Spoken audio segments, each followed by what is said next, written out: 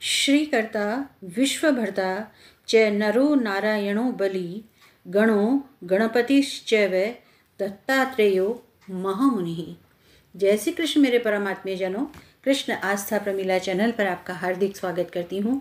और आज हम बात करते हैं कि श्री हरि विष्णु ने सर्वश्रेष्ठ किसे बताया, देवताओं में सर्वश्रेष्ठ किसको बताया। एक कथा के माध्यम से आइए जानते हैं। एक बार सनातन देव भगवान नारायण ने ब्रह्मा आदि देवताओं की सृष्टि करके कहा, देवताओं, मैं तुम्हारे सम्राट के पद पर ब्रह्मा जी की स्थापना करना चाहता हूँ। यही तुम सबके स्वामी हैं। अब तुम लोगों में जो सबसे अधिक शक्तिशाली हो उसे तुम स्वयं ही युवराज के पद पर प्रतिष्ठित करो, उसका चुनाव करो। किसी ने सूर्य को सर्वश्रेष्ठ बताया, किसी ने इंद्र को, किसी ने कामदेव ही को सर्वश्रेष्ठ बता दिया। कुछ लोग मौन भी खड़े रहे।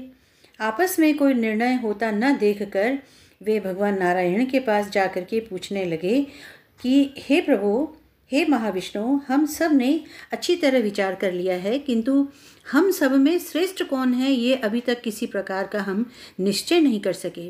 अब आप ही निर्णय कीजिए। तब भगवान विष्णु ने हंसते हुए कहा, इस विराट ब्रह्मांड रूपी शरीर से जिसके निकल जाने पर यह गिर जाएगा और जिसके प्रवेश करने पर यह पुनः उठकर खड़ा हो जाएगा, वही देवता सबसे सर्वश्रेष्ठ है। भगवान के ऐसा कहने पर सब देवताओं ने कहा कि ठीक है। तब सबसे पहले देवेश्वर जयंत विराट शरीर के पैर से बाहर निकले। उसके निकलने से उस शरीर को लोग पंगु कहने लगे, परंतु शरीर गिर न सका। यद्यपि वह चल नहीं पाता था तो भी सुनता, पीता, बोलता, सूंघता और देखता भी था। तत्पश्चात गुह देश से दक्ष प्रजापति निकलकर अलग हो गए।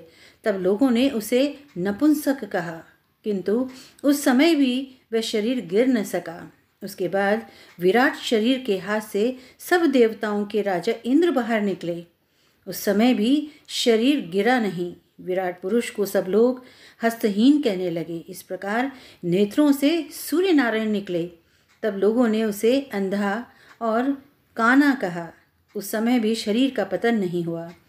इसके पश्चात नासिका से अश्विनी कुमार निकले, किंतु शरीर फिर भी नहीं गिरा। केवल इतना ही कहा जाने लगा कि अब ये सूंघ नहीं सकेगा। कान से अधिष्ठात्र देवियां दिशाएं निकलीं। उस समय लोग उसे बघीर कहने लगे, परंतु उसकी मृत्यु नहीं हुई। तत्पश्चात जिह्वा से वरुण देव निकले। तब लोगों ने यही कहा कि यह पुरुष रस का अनुभव नहीं कर सकता है, किंतु देह तब भी नहीं गिरी। इसके पश्चात वाक इंद्रियों से उसके स्वामी अग्निदेव निकले। उस समय उसे गूंगा कहा गया, क्योंकि वह बोल नहीं पा रहा था, किंतु फिर भी शरीर नहीं गिरा। फिर अंतःकरण से बुद्ध स्वरूप रुद्र देवता अलग हो गए। उस दशा में लोगों ने उसे जड़ कहा, किंतु शरीर फिर भी नहीं गिरा। सबके अंत में उस शरीर के प्राण निकले, शरीर से प्राण निकले। तब लोगों ने उसे मरा हुआ बतलाया। इससे देवताओं के मन में बड़ा विस्मय हुआ। वे बोले, हम लोगों में से जो भी इस शरीर में प्रवेश करके इसे पूर्ववत उठा देगा, जीवित कर देगा, वही युवराज होगा। ऐसी प्रतिज्ञा करके सब क्रमशः उस शरीर में प्रवेश करने लगे। जयंत ने पैरों से प्रवेश किया, किंतु वह शरीर नहीं उठा। प्रजापति दक्ष ने गुहे इंद्रियों में प्रवेश किया, फिर भी शरीर नहीं उठा। इंद्र ने हाथ में प्रवेश किया, फिर भी शरीर नहीं उठा। सूर्य नारायण ने नेत्रों से प्रवेश किया, फिर भी शरीर नहीं उठा। दिशाओं ने कान से प्रवेश किया, फिर भी शरीर नहीं उठा। वरुण देव ने जिह्वा से प्रवेश किया। अश्विनी कुमारों ने नासिका से प्रवेश किया। अग्नि ने वाक इंद्रियों से प्रवेश किया और रुद्र ने अंतःकरण से प्रवेश किया, किंतु वह शरीर फिर भी नहीं उठा। सबके अंत में प्राण ने प्रवेश किया। तब शरीर उठकर खड़ा हो गया। तब देवताओं ने प्राण को ही सब देवताओं में श्रेष्ठ निश्चित किया।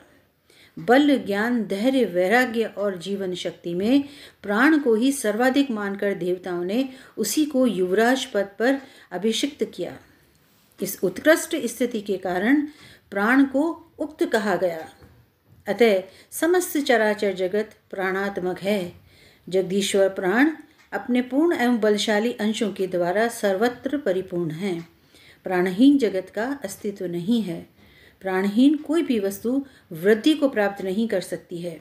इस जगत में किसी भी प्राणहीन वस्तु की स्थिति नहीं है। इस कारण प्राण सब जीवों में श्रेष्ठ, सबका अंतरात्मा और सर्वाधिक बलशाली सिद्ध हुआ। इसीलिए प्राणोपासक प्राण को सर्वश्रेष्ठ कहते हैं। प्राण सर्वदेवात्मक है, सब देवता प्राणमय है। वह भगवान वासुदेव का अनुगामी तथा सदा उन्हीं में स्थित है। मनीषी पुरुष प्राण को महाविष्णु का बल बतलाते हैं। महाविष्णु के महात्म्य और लक्षण को इस प्रकार जान करके मनुष्य पूर्व बंधन का अनुसरण करने वाले अज्ञानमय शरीर को उसी प्रकार त्याग देता है जैसे सर्प पुरानी कैंचुली को।